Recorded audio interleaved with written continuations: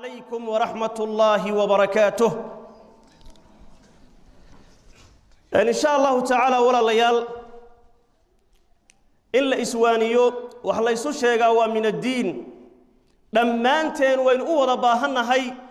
مد وحشيء يا مد لو شيء وذكر فإن الذكرى تنفع المؤمنين إلهي بارواني أو حصوصي وان انت إيا حصوصنتو وحي أنفعيسا أو وحتريسا ددك مؤمنين تأه إيمانك له إن شاء الله تعالى مركا حصوصنتينو إيا كلمتينو وحي نقول تا موضوعا ولا كان شيء إلا سوء إعلاميي فضل الصدقة صدقة إيا فضلك إيا قيمها إيا قايها أي لا هي عليكم ورحمة الله وبركاته. ورحمة الله وبركاته. وتيمك أبدأ فردوش الجروب فريق السينما على المدرسة جارهان أبو سكون نادمين ودجر حافظة الكيلي ما دام يتهاي بالبركيسن الغلال ويتهاي بات الكو وعن سوق السيني مساجد كبيرة علي حافظة الكيلي هذا كورنا رمشي ضيع فريق الغلال waxaan soo gaarsiinay deeqdan maadaama bil barakeysan lagu jiray sidaas daraadeed waxaan soo gaarsiinay 2 kartoon oo timir ah oo 2 kartoon ay ku kala jiraan min 10 kiilo ay ku jiraan iyo 2 caagad oo biyo ayaan u keenay 2 kartoon oo biyo ah masaajidka maadaama xir badan ku xiran tahay masaajidku say ugu afraan bisha barakeysan wixii kale insha Allah billahi kiyada walaalaha muslimaadka loo soo dhiibaan insha Allah wala soo darbisan doonaa midda kale waxaa jirto qaliifka oo runtii ah qaliifka imaamka masaajidka ma sha Allah xirtana ka mas'uul ah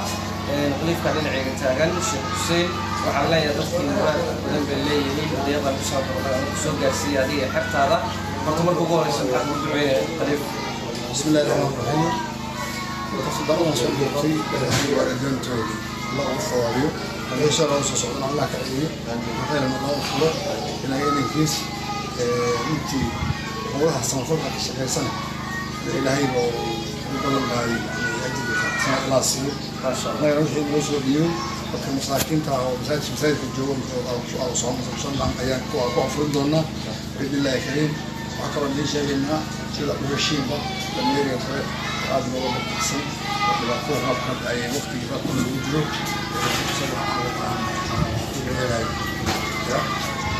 ما شاء الله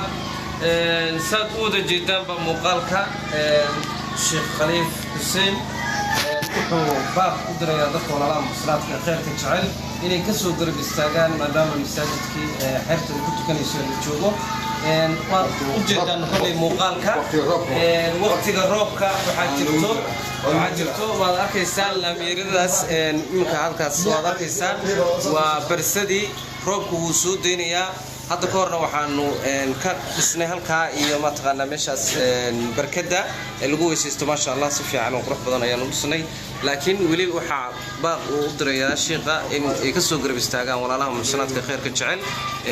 laamiyirigaas daldalola oo runtii roobka biyaha masaajidka u soo gelinaya qof walba muslim ah waxaan jecelnahay inuu ka garab istaago khayrka iyo wanaagga masaajidka wassalaamu calaykum